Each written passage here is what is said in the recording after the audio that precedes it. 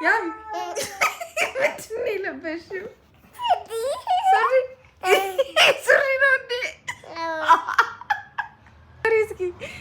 ዙሪ እስኪ ሹራብሽን። ለካ በቃ ሹራባችን እንደዚህ አድርገን መልበስም እንችላለን ማለት ነው። እስኪ ያሳይን በደንብ እንዳይወድቅብሽ።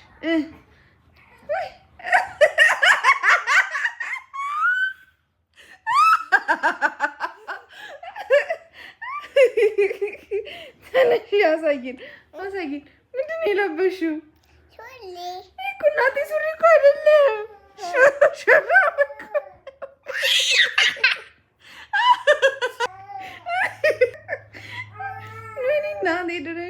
ማነው እንደዚህ አይነት ሀሳብ ይስጥሽ? እና በነገራችን ላይ ዩ ጋይስ ሱሪ ከሌላችሁ ሹራባችሁ እንደዚህ አድርጋችሁ መልበስ ትችላላችሁ። ኦኬ